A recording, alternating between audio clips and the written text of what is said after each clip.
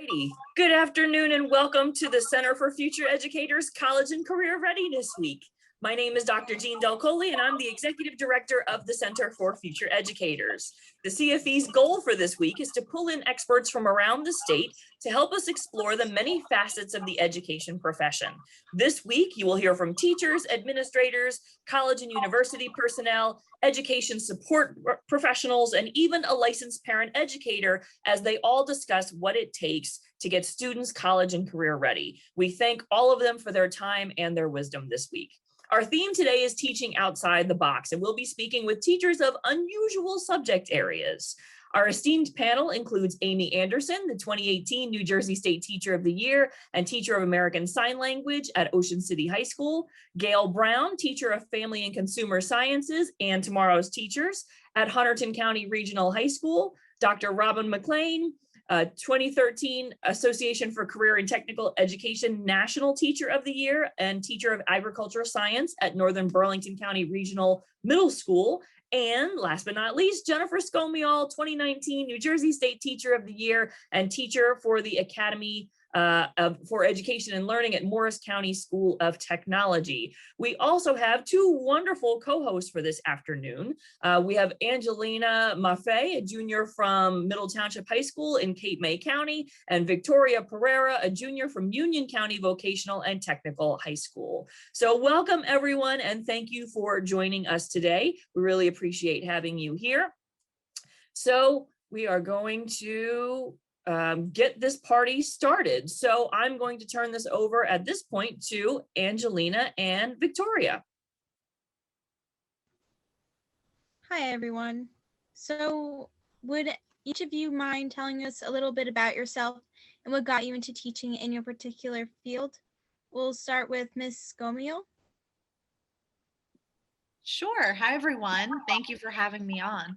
So when I was a little girl, I knew that I wanted to be a teacher. I was one of those that started out in first grade wanting to emulate my Mrs. Lombardi, my favorite teacher ever.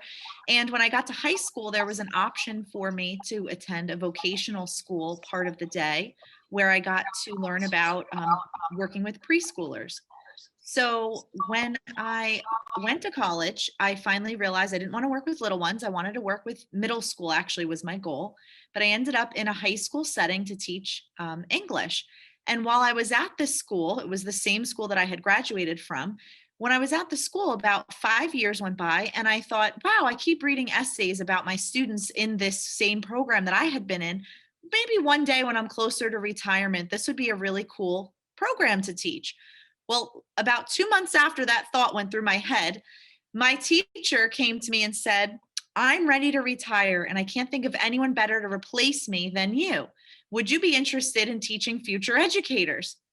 And I was like, I can't believe this even is coming up right now. Of course, this would be amazing. So that was, what are we in now? I think that was about 8 years ago that I've now been in this position of teaching future educators. Thank you. Next, Dr. McLean. I am Robin McLean and I am in my 23rd year in education. I kind of have a family background related to agriculture. My grandfather started a vocational agriculture program in Pennsylvania. So, I was experienced with what agriculture education was a little bit. My father was a high school art teacher. So teaching kind of ran in the family blood. But when I was younger, I wanted to be the president's veterinarian, not just any veterinarian. And then as I explored college options, I thought I was going to own my own greenhouse.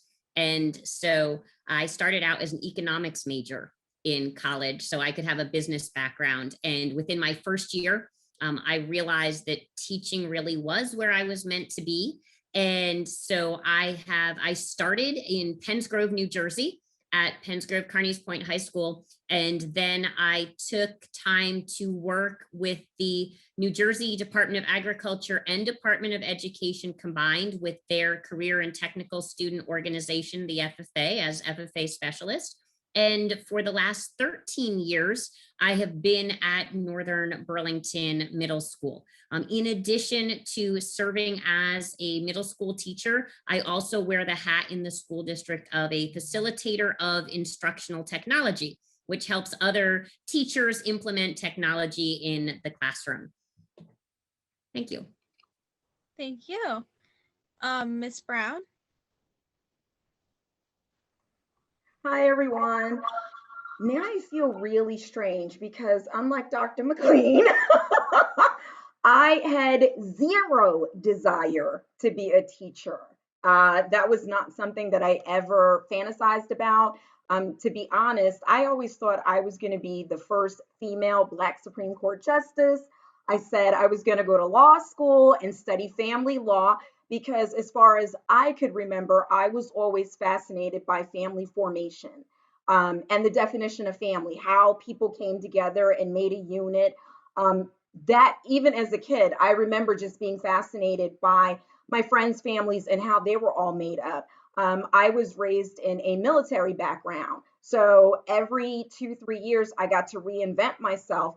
But in doing that, you also see different formations of how people come together and they call themselves a family. So I'd always been fascinated by that and thought my way in to serving people, families, communities would be through the law. So I had it all mapped out. I was going to graduate from high school. I was going to go into the Marine Corps. Please don't ask me, okay? I was going to be security police. I was going to go to the state police. They were going to pay for my law degree. I had it all mapped out. Then I saw a boy in high school that I became obsessed with, followed him to college. Don't judge.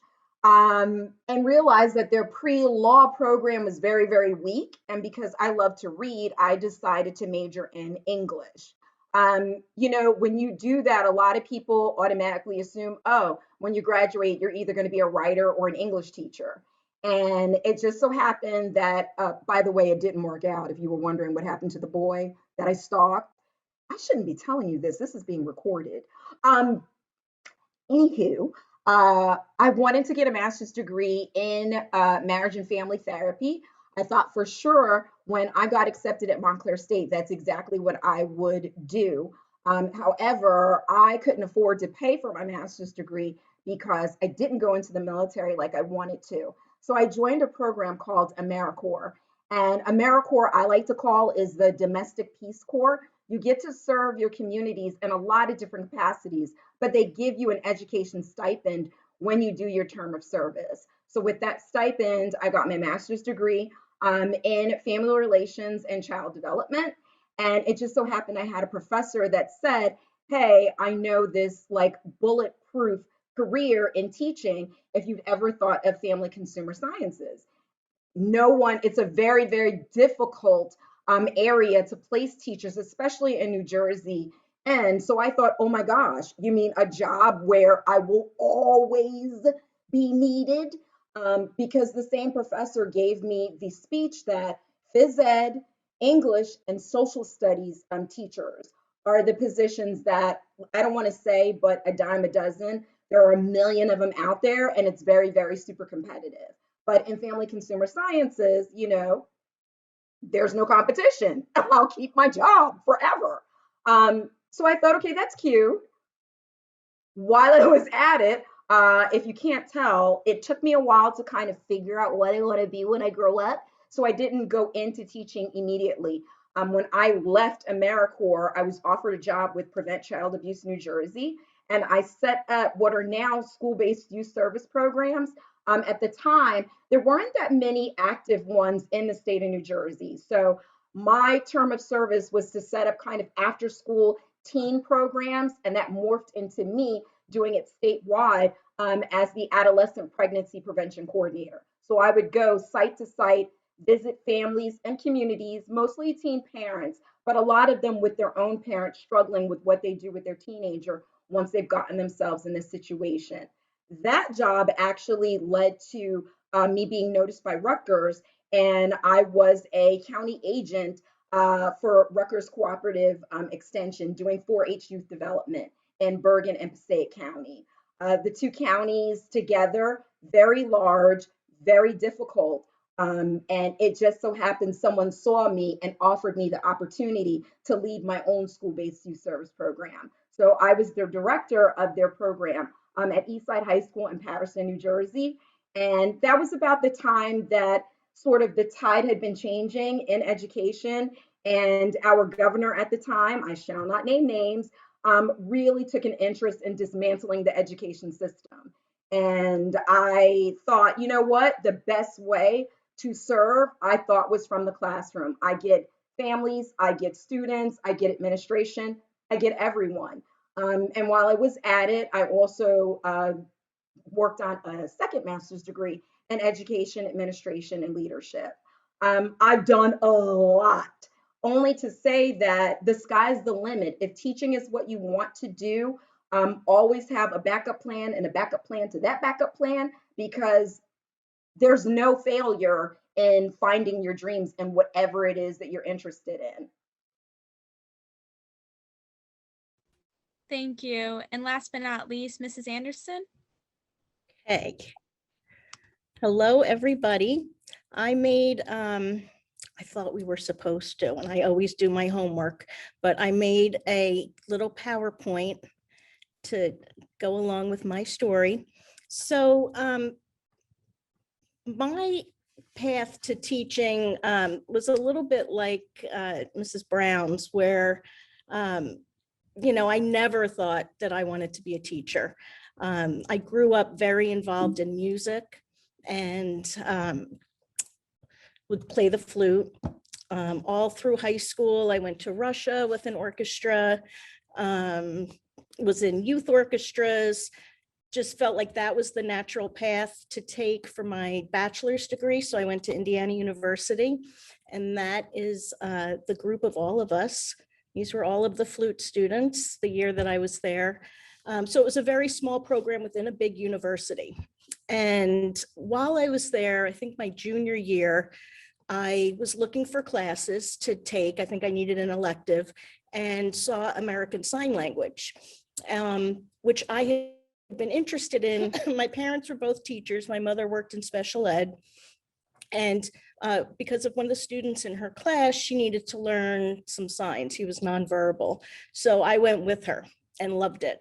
And so that was always kind of back there. And then while I'm in college studying flute and see this course and take it, I absolutely fell in love.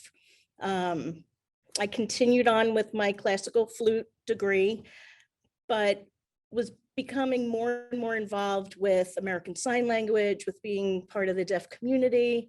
I was volunteering in classrooms with deaf children. Back here, I grew up in South Jersey, so the Special Services School District here. What the teacher was amazing and put up with me every day that I was on break and would want to go in her classroom. And I think back now and I'm like, I don't know if I would want somebody every single day, but she was amazing.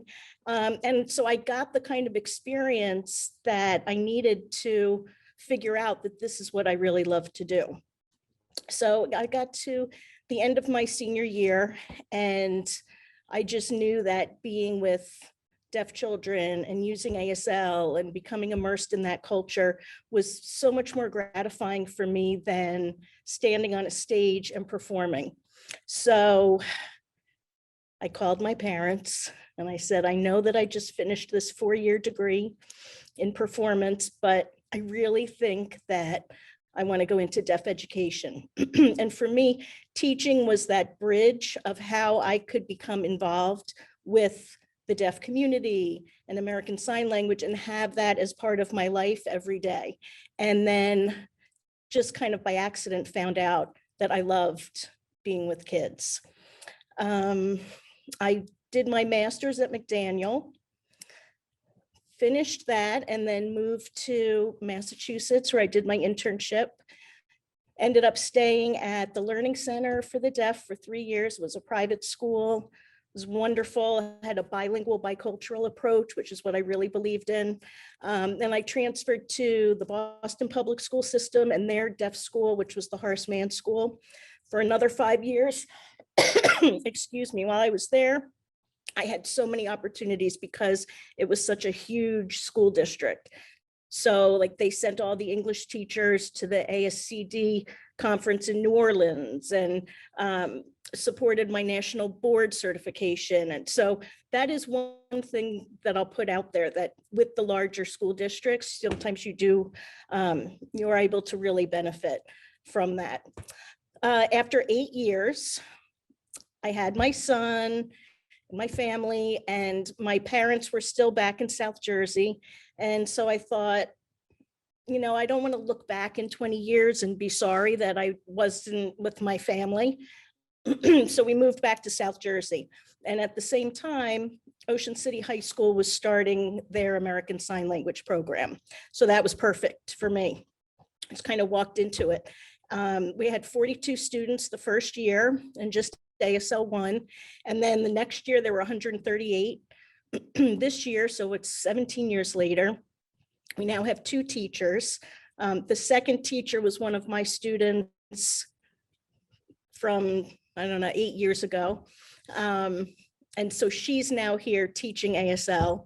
We have ASL 1 through 4. There are about 200 students, and I just love it. And never would I have thought that that's what I was going to do. I never, ever would have said, I'm going to be teaching hearing high school students, but I absolutely love it.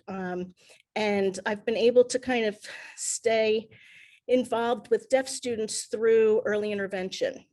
So I work with deaf babies, and right before my Teacher of the Year, I was working with this little boy, Cole, and it's a whole big long story, but the early intervention approach that I used with him was kind of new and involved a deaf professional, and just was really successful. His language just exploded. So now it's a statewide program called Leveling the Playing Field, and deaf babies from throughout New Jersey are able to benefit from that. And this is like a 3-second little video of Cole signing Rapunzel.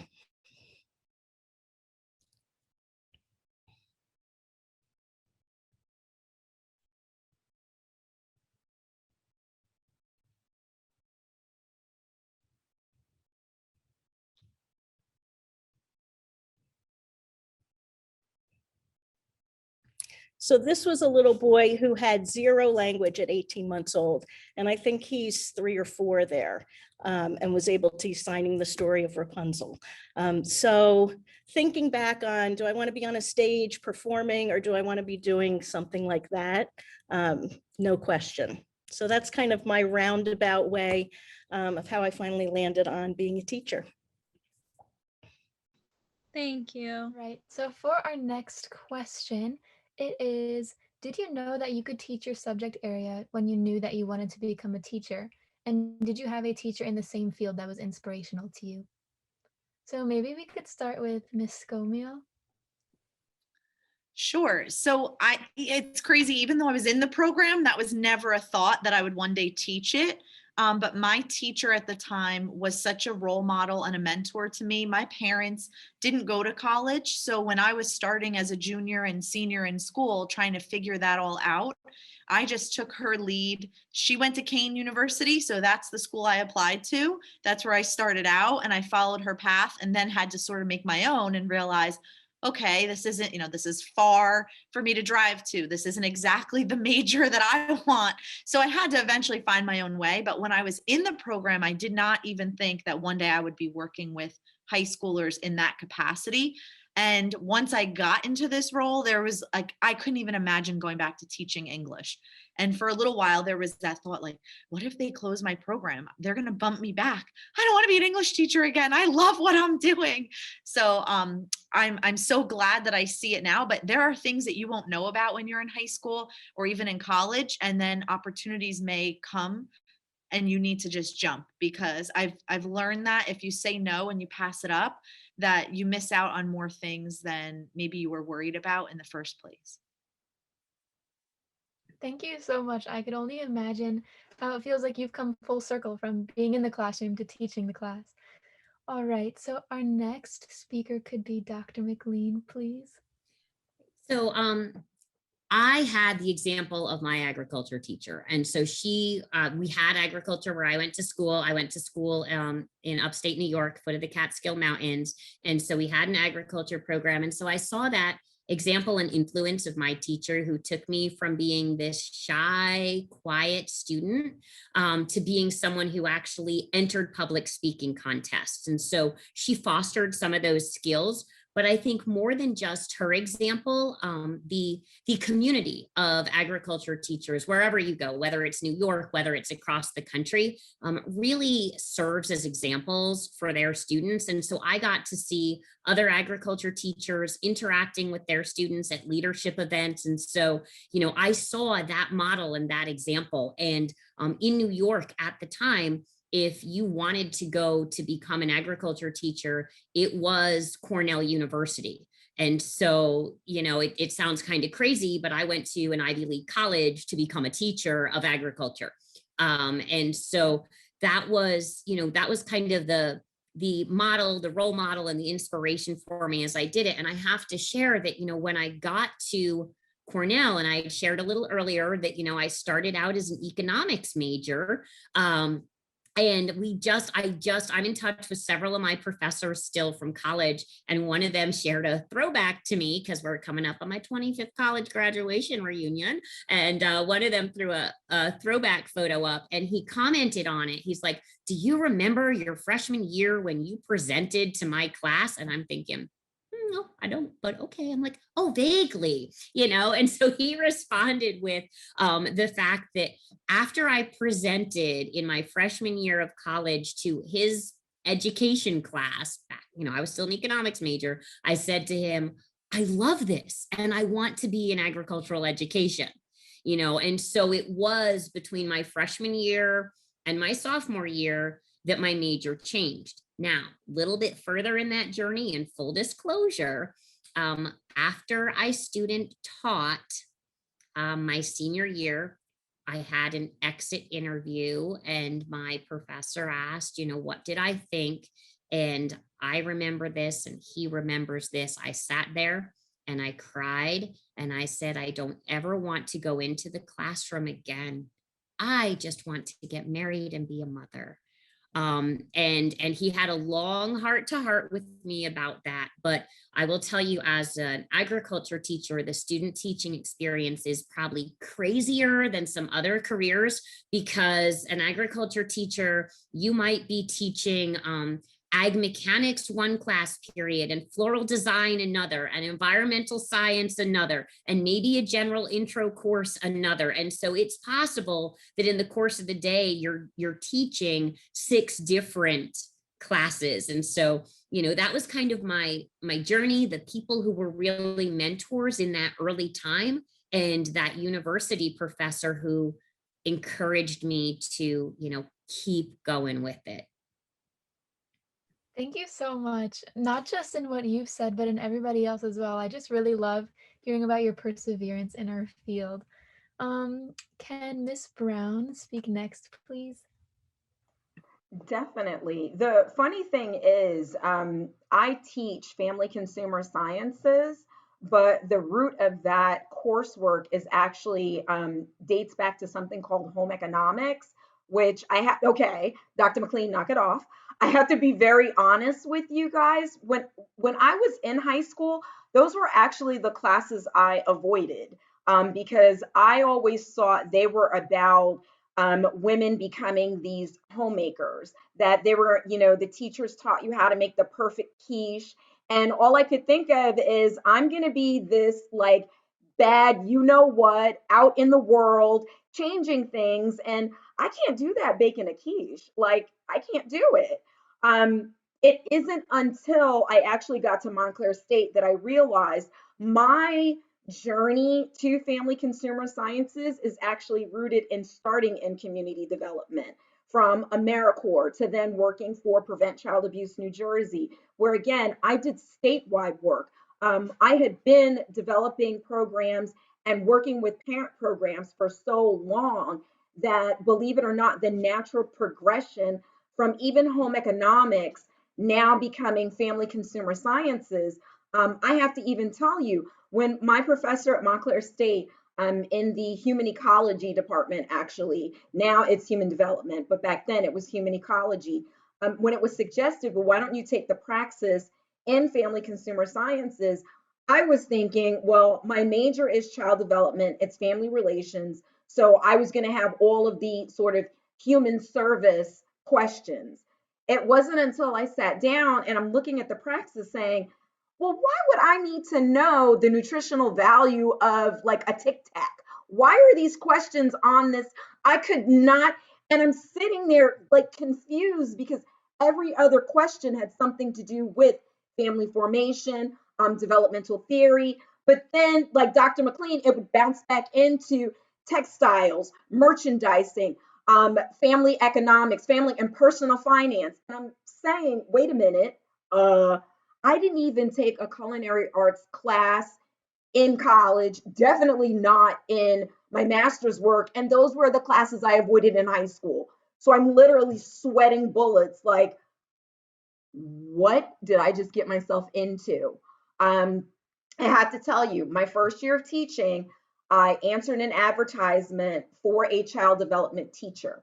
I thought for sure I'd have a child development class as well as a preschool bridge program, so that I would be teaching high school students to be sort of preschool teachers or at least child development associates. I'd be prepping you to get your portfolios together just in case you decided to major in education in college. I get my schedule in August, and lo and behold, there is 2 sections of sewing, 2 sections of culinary arts, 1 section of personal finance. Oh, and they were nice enough to give me 1 child development class. Can I be the one to tell you, in this century, I did not know how to sew. So for the viewing audience, fake it until you make it. I signed up for classes at the adult school to learn how to sew. No joke. Every day, my lesson plan was what we learned the night before in class, and I literally live on stage as if I knew exactly what to do. So don't panic. You can get several preps, several different classes. You might think, oh, I'm going to be an English teacher and I really love British literature. But then come to find out, you are the creative writing teacher. You are the, okay, here we go. Okay, Skomial, you know what I'm talking about. So never think that you're going to paint yourself into this like one box. Be prepared to dive in to whatever comes your way, because that's really sort of my journey to high school family consumer sciences, that I had to be willing to dive in to say, hey, if I'm going to keep this job, okay, kids, let's make a quiche. Oh, yeah. How do you do that now? Let me go home and practice first. Thank you so much. I really love hearing how your field specifically is just so diverse, like you said, from merchandising to human development to even nutrition and making quiches. I thought that was not only hilarious, but it's also inspiring how you work on the spot so flawlessly. So thank you. All right, Miss Andersen, I would love to hear about your experiences as well. Okay. Well, to follow up on Miss Brown, when I joined Ocean City High School, because the ASL program was so small, I actually had like 4 different classes that I was teaching that had nothing to do with deaf children, nothing to do with American Sign Language. I think I had a US History 2, a Basic English 9, Wilson Reading, SRA. I was doing all of these, and I didn't have my own classroom. And this was after 8 years of being in Massachusetts, where I had kind of worked my way up the ladder. I was doing some work with the Department of Education. And now, guess what? I didn't have my own classroom, and I was teaching 5 different things. History was never, I think I knew about as much about history as Miss Brown knew about sewing. In fact, my parents laughed when I told them, oh yeah, I'm going to be teaching history too. And so anyway, I did learn a lot that year. Hopefully my students learned a little bit too, but it was hard. It was hard because that wasn't where my passion was, but I kind of found my passion in my connections with my students, which is really the key to teaching anything. Once you have built those relationships and connections, you can teach them anything, teach kids anything, and your classroom management becomes so much easier because you have that connection. And I had to do that because I was teaching subjects that I wasn't necessarily passionate about. But once I started teaching ASL, I just, and teaching ASL wasn't even what I had in mind, because I thought I was going to be teaching at schools for the deaf. So this was, again, something completely different. But to be able to share my passion and my love for the deaf community with the students. So instead of impacting a small class of deaf students, I was impacting a class of 25 or 30 hearing students who weren't all going to go and become American Sign Language interpreters or teachers of the deaf, but they were going to go out into society and have interactions. And so through the subject, we could talk about social justice issues and the parallels between the Deaf President Now movement, which was a big protest in 1988, and how that had a parallel with the civil rights movement, and just being able to talk about diversity in a school that's not necessarily diverse through talking about deaf culture is kind of where I found my my sweet spot now, I think. And in terms of a teacher, the teachers that I look up to are deaf teachers of the subject matter that I meet and are just, on this pedestal for me, because that's somebody who's a native member of the culture and a native user of the language. I mean, that's what we look up to and learn from. And so I really try to impress that upon my students as well, that when they come in September and they might think, oh, well, deaf people, they can't hear and all these things they can't do, and really shift their perspective to know that, deaf people, that's who we're going to learn from. They have like this beautiful model of pure ASL and can tell you all about their life experience as a deaf individual in this country. That's really, really gratifying. Thank you so much. And I just wanted to say thank you to everyone for your beautiful responses. I love them all. So was it ever difficult for any of you to find a district that could offer you a job for your subject? Ms. Brown, would you like to take this one? I would say it's not difficult.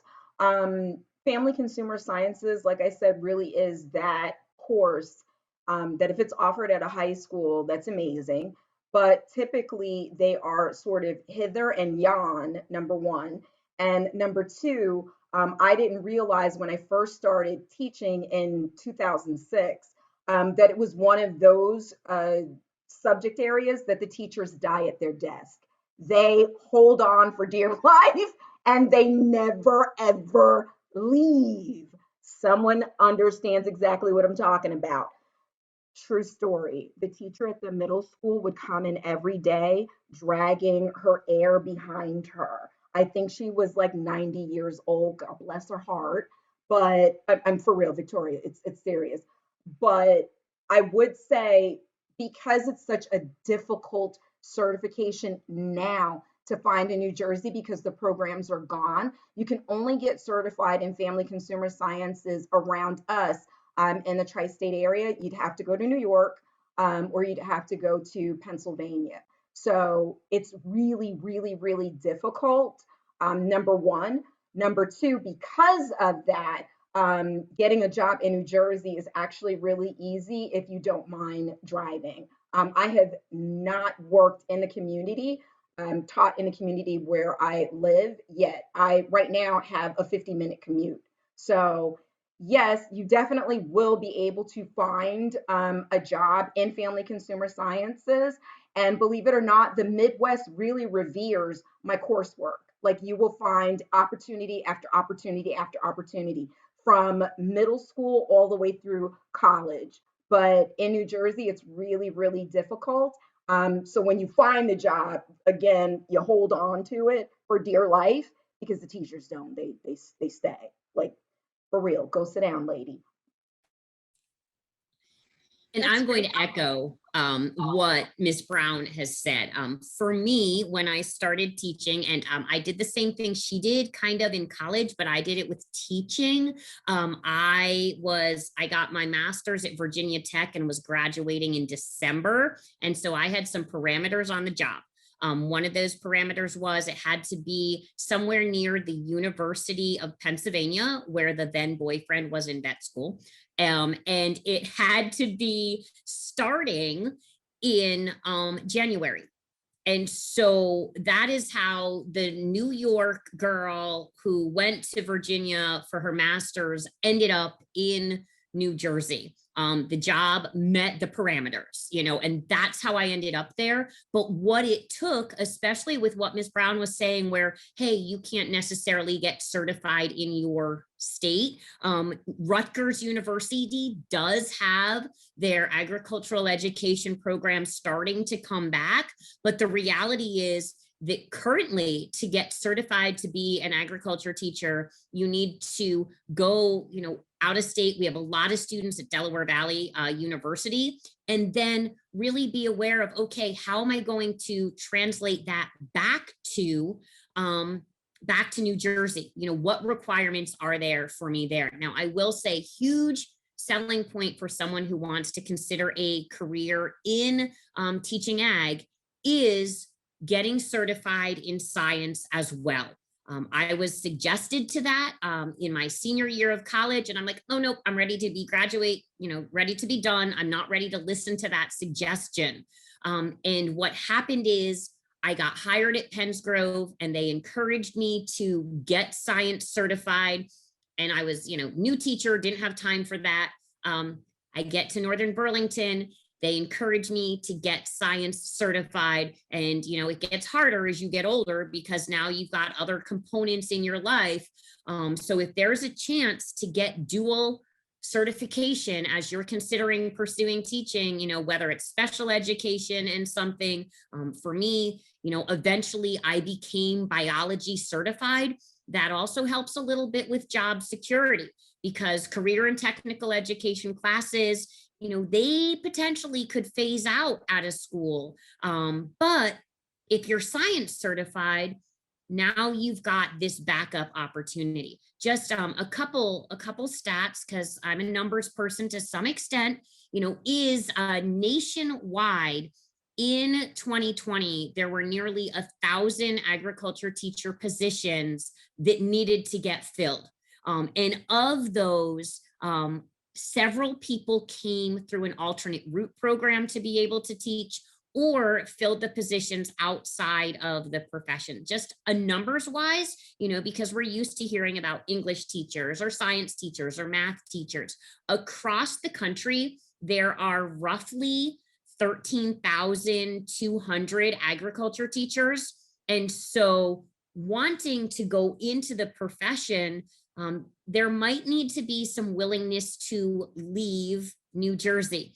I will tell you that, teachers that have recently retired from teaching agriculture, they had 38 years in the profession. They had 36 years in the profession.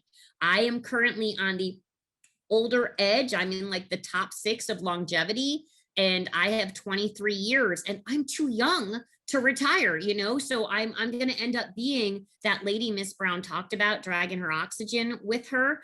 But the reality is the number of openings compared to the teachers who, once they're in this career, because of the opportunity and like the passion for our students and the youth leadership stay, is something to be mindful of. Thank you. That's really great to know. All right, so just to move on to the next question quickly, that will be, what is the best part about teaching an unusual subject area, and what is your favorite topic that you've ever taught?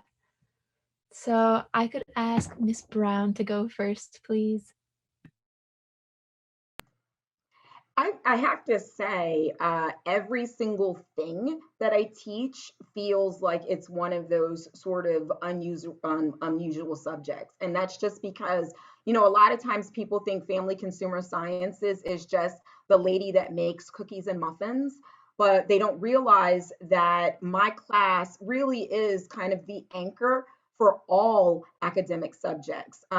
Family and consumer sciences, if you do, even if you were interested in foods, food science, baking, that's all chemistry. And, a lot of my students, especially my special ed students, don't even realize just how smart, they actually are until they take like one of the practical arts classes, not realizing that you're doing math when you are doing sewing and textiles. You don't even realize that you have to do research when you're talking about developmental theory in child development. So every component, I feel like I am a support to every class out there. I definitely think my favorite class to teach, of course, is in my practical area, everything that has to do with families. So if I'm teaching future educators, tomorrow's teachers, one of my most adored classes, because I give it to you like it is. Sorry. And of course, I do love all things child development and early childhood, especially with the preschool component, because I love for all of you to see the growth from a preschooler that started with clinging to their parents when they begin with us in September to all of a sudden by November, they know the routine, they're growing. You can do developmental kind of assessments and see that they're emerging from being a early preschooler to kind of late to kindergarten. It's amazing. And even working with teenagers, I've realized that, like so many here, that's my sweet spot. I absolutely get my energy, my caffeine boost, my nuttiness from my students. Like they're everything to me. They breathe life into me. So even when I was teaching sewing and kind of like, is this for real? When when I taught interior design and I'm thinking, really? It's my students. You guys have such a love for learning that you make me want to be better. So whether it's my thing or not, I'm going to go in there like, okay, let's get some monochromatic pictures up here. Let's get these, like, I'm really feeling it. So I would think everything that I teach, because it supports all of the academics, makes me feel really good. And it starts with my students. Thank you so much. I'd like to move on to Miss Anderson, please. Okay.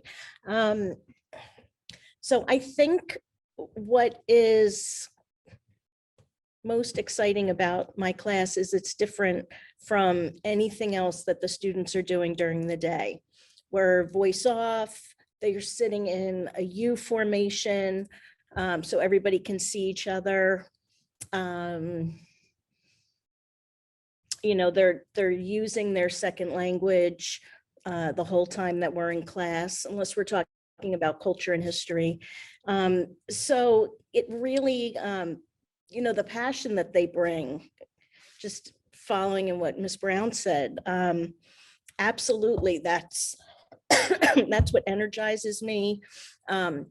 As the only ASL teacher up until this year, I have my students for 3 years because we go up to ASL 3. So, it's bittersweet because then they graduate and leave me, which I'm not happy about every year. Like my heart, and then my own son will be a senior next year. So I guess this has been preparing me. But, I think that's what I love, is being able to build that relationship. And then, of course, seeing them go on.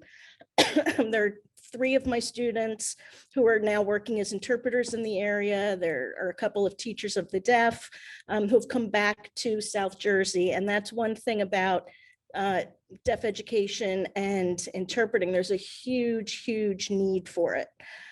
So if you go into teaching ASL or deaf education, you will find a job easily, especially in New Jersey. There's a shortage.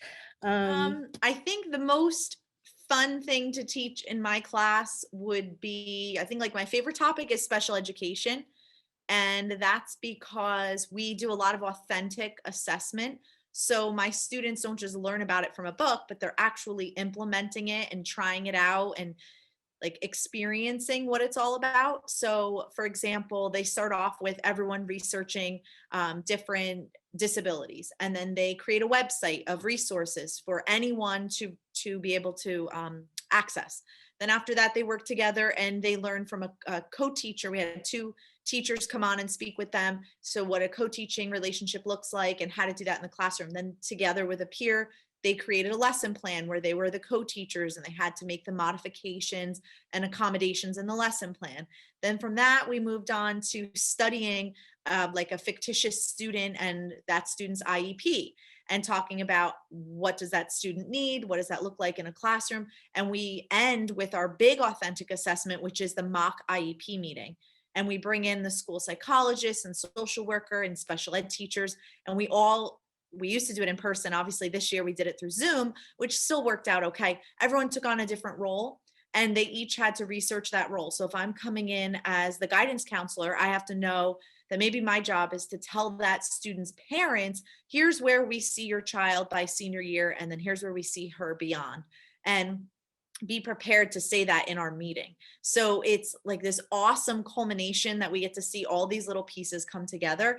And by the end, I think by the senior year, students usually say that was their favorite thing to do, was to go through what it would be like to work with special ed students. That was super interesting. Thank you. In my academy, I just presented my demo lesson as well, and I made a lesson plan and everything. It was super cool, very eye-opening. All right, Dr. McLean, would you like to go next? Okay, certainly. And so when it comes to my favorite topic, I'm going to go kind of narrow to one lesson. I teach, one of the courses I teach is a year-long course. It uses the curriculum for agricultural science education, and it's the Introduction to Agriculture, Food, and Natural Resources. And it's a year-long course for 8th graders. And in one of our units where we're talking about genetics, and we even get into genetically modified organisms, we do DNA extraction from strawberries. And it is the one lesson that students will, talk about all the time. They'll be like, I remember when we did that. So that's like the specific nitty gritty one. But if I look big picture, and I think about, okay, what's my favorite unit when I'm teaching? In both the 7th grade course and the 8th grade course, we do environmental science. And both of those, we do outdoor scavenger hunts of sorts around the school grounds, focused, if it's the 8th grade, kind of forestry focused. If it's 7th grade, kind of outdoor focused. And, just this year, we're outside and we're around the school retention pond, just kind of making some observations. And, the students were looking for frogs, and we got to see a beaver lodge, and so getting students outside and observing outside, I mean, that's one of my favorite all-time activities. But like Ms. Brown said, again, I'm like feeling a lot of her vibe today. But she talked about reinforcing the academics, and helping integrate those academics. And so, I'll use an example just today where we're in our plant science unit and we're talking about math because I want them to find, the square feet of the chinampa that's being used. And chinampas, wait, that ties into their global studies. And so being able to make all those connections. And I had a 7th grader about 2 weeks ago, and he sat there in class and he goes, I learned something new every day in this class and it makes my brain hurt. And I'm like, okay, I'm doing my job. And then 2 days ago, nope, today's Tuesday, so it must have been yesterday. I had a student and he emailed me, and he's an 8th grader now. And he goes, this is a really weird question, but I remember in Ag 7 doing, and he describes like the whole thing he did and goes on to tell me how he was on his way to 7-Eleven to get a slushie, because I'm sure that was a very important part of his story. And then he said, what exactly was the key idea related to that? I mean, and the kid just nails this beautiful explanation of seed dispersal by wind, but he couldn't come up with seed dispersal, and so the fact that what I do sticks with my students, and they can be walking to a 7-Eleven to buy a Slurpee and be like, wait, what did we do in 7th grade? That to me is like, it's where my heart is. It's why, part of why I do it. Thank you. I really liked hearing the real life connection with your classes. And thank you to everyone who answered. So, what is the biggest challenge you have encountered with teaching your subjects? Mrs. Andersen, would you like to start? Sure. It's good you're starting with me, because then I'm not going to forget by the time it gets to be my turn. So you're picking up on my thing. Okay. Anyway, the biggest challenge, I think really making sure that I'm including the deaf community and working hand in hand with our deaf community as much as possible. So in the time of COVID, that's been especially hard with not being able to bring in guest speakers. Thank goodness for Zoom, because I've been able to do a lot with that. But it's really important to me that I'm not the only person that my students are seeing sign, because before COVID, we had little ASL coffee chats at our local Starbucks, which is like 2 blocks from the school.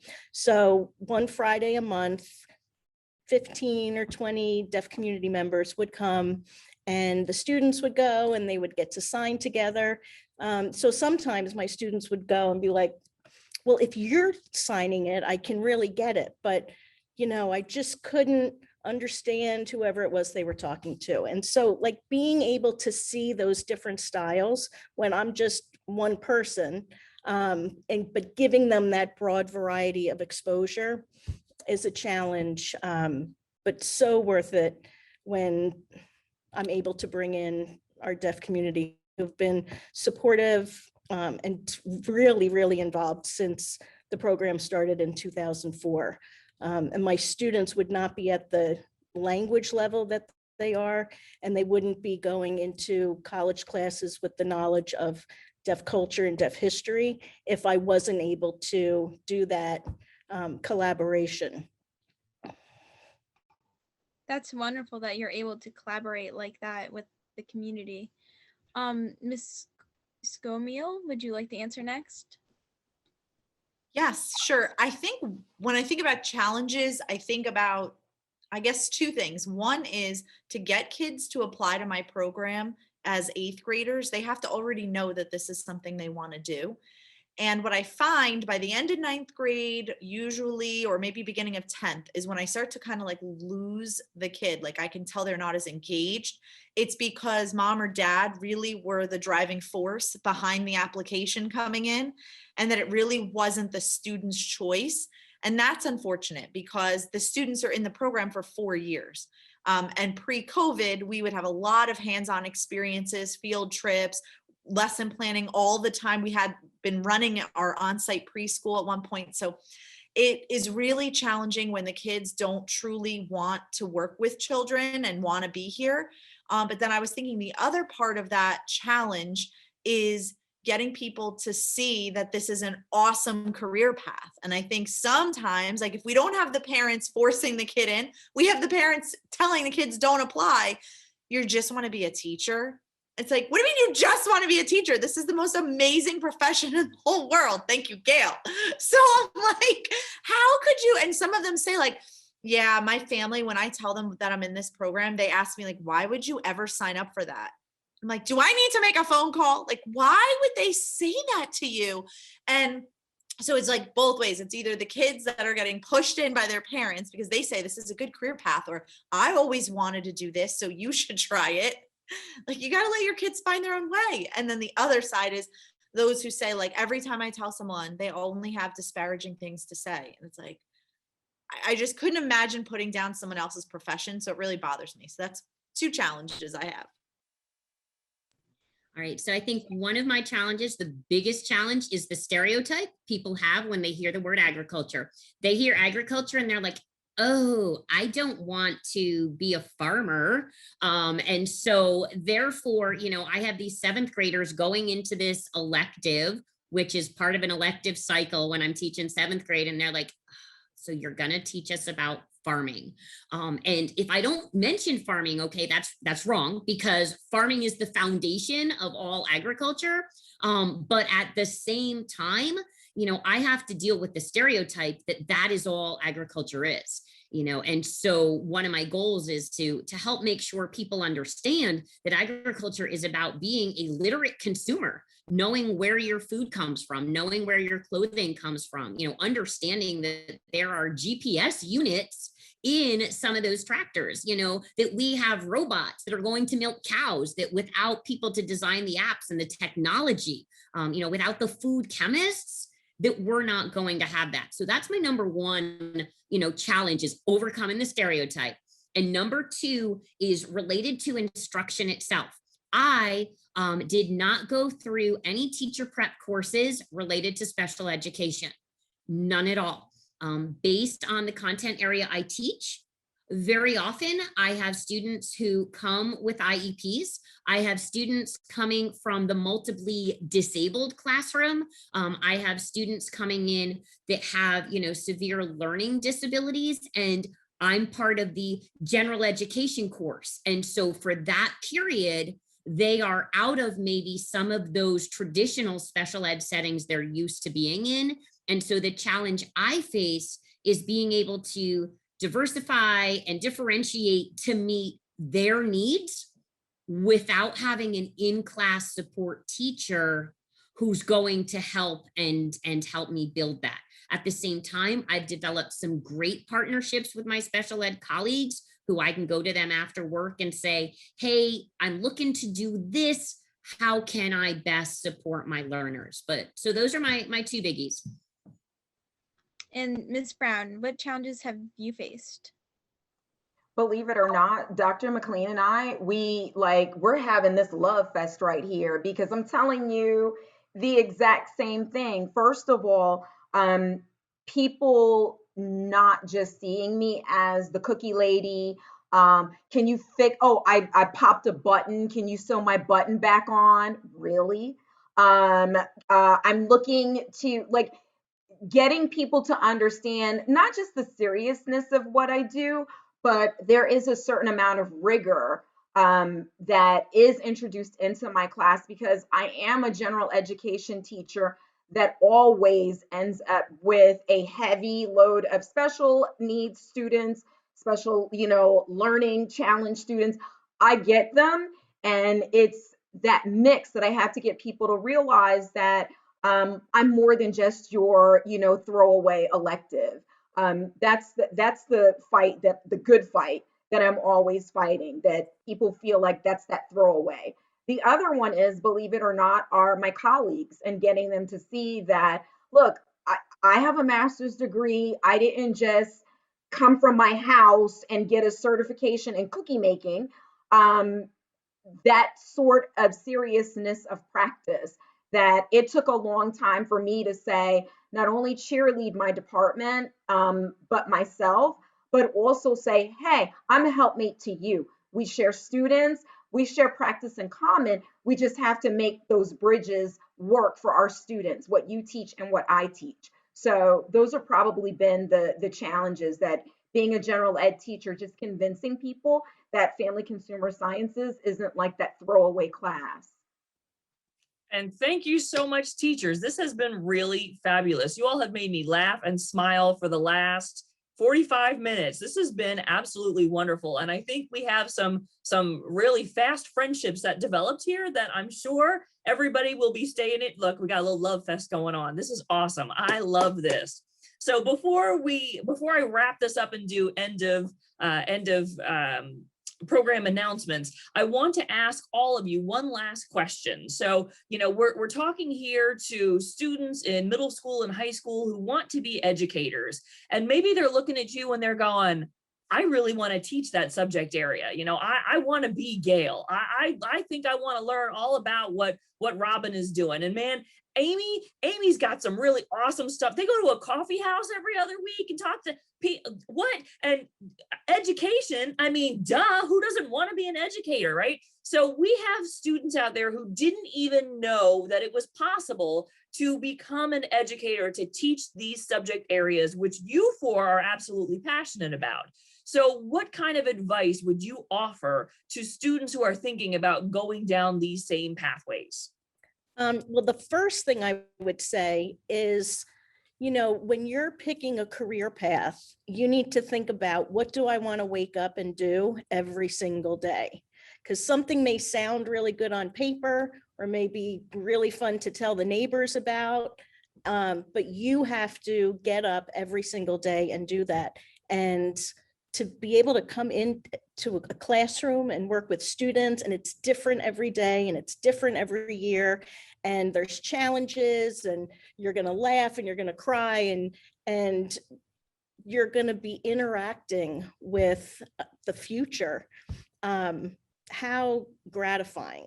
So if specifically you wanted to go into teaching American Sign Language, you would need to, I would say, spend at least 4 years in a program majoring in ASL or linguistics, a deaf education program, because you really need that amount of time to become fluent in the language. So you need to develop that fluency and understanding of the culture, as well as learn about being a teacher. But it's so worth it. Thank you. Robin, go ahead.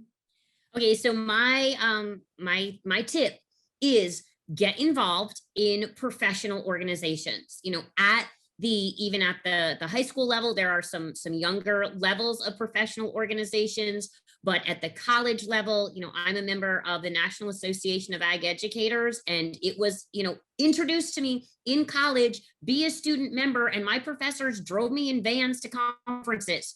You know, the larger umbrella of career and technical education, the Association for Career and Technical Education. And so they have these student organizations to them, you know, for students in college, even for younger students. And getting involved in those professional organizations starts to build those connections as a student. It starts to open up additional scholarship opportunities. They open up additional training opportunities. So I cannot speak highly enough for looking at how can you get involved, you know, as soon as possible in a professional organization, you know, and I'll even go with the New Jersey Education Association. You know, they've got the future teacher component of it. So get involved in the professional organizations. And while you're in high school, make sure you're involved with, you know, New Jersey Future Educators Association. Absolutely. We've got membership opportunities, not only for chapters, but we'll also be opening up opportunities for individual at-large memberships as of this fall. So you don't have to belong to a specific school chapter. You can belong to a larger regional chapter as of the fall. Awesome. All right. Jen? I was going to say, so let's say you just want to start off being any other academic area. Like, I want to be a history teacher, but you also think, hey, it'd be really fun if I could mentor future educators. You don't have to work at a vocational high school like I do. You could teach a Tomorrow's Teachers elective in your school district, which could be a 1 or 2 year program for your students. So always remember that you don't have to like jump 2 feet in. You could teach your subject area. You could be a music teacher, but then also have this program on the side. And I think the best way you do that is by advocating for it and going to your administration if they don't already have a program like that and saying, you know, I teach this awesome subject, but I think we could do something more at our school. What if we introduced a future educator elective? So there's always room to do that. And give me a call because I can help you put that in place. I'll talk to your administrators with you. Your plug. There you go. And last but not least, Gayle, you. My best advice would be, as I said before, family consumer sciences is very difficult to get certified in New Jersey unless you major in sort of one specific area, like nutrition and dietetics, or like fashion merchandise, that kind of thing. And you could sort of back end and get your certification. I always say that the beauty of what I do, if you're interested in working in a hospital, you could be a dietitian, you could be a child life specialist, you could do actually you could do like a host of things that sort of wrap around to family consumer sciences. So I'm going to definitely say gather up as much coursework in an area that you definitely feel this is my calling, and then back it up with something that like interests you, and definitely get involved. The American Association for Family Consumer Sciences, if you have a FCCLA chapter, if you have a tomorrow's teacher or future educators, or just get yourself involved. And I think last but not least, I'm the cheerleader for family consumer sciences because number one, I refuse to go away. Number two, I don't just serve my students, but I also ran to be the vice president of our education association. So I don't have tenure because I know I'm bad. So I'm not afraid, but I would suggest doing that too. Don't just step up, step out for the population at large. Think of the greater community and the impact you can make on everyone in the school kind of cycle of life. Right? So making sure that you love what you do, you're passionate about the students that you're teaching, and making connections, building rapport, and remembering also you want this to be something that is transformational. If you get into a job like teaching and you think it's transactional, I teach, they learn, not going to go very far. It needs to be transformational, right? Because eventually you also need to realize that your students are going to be the ones in charge of the world one day. And you should really take good care of them because someday they're going to have to take care of you. I'm going to leave that right there.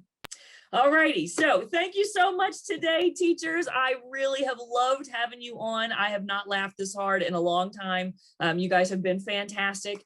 So I'd like to thank also my co-hosts for today, Angelina and Victoria, our CFE student ambassadors. Thank you so much for doing a fabulous job. And last but not least, the glue that holds the CFE together, Wamboy Gilbert, who are a program assistant who handles a lot of the organizational stuff that we do. We wouldn't be able to do this all without her. So with that being said, I'd like to say thank you very much for joining us today. And this has been fabulous.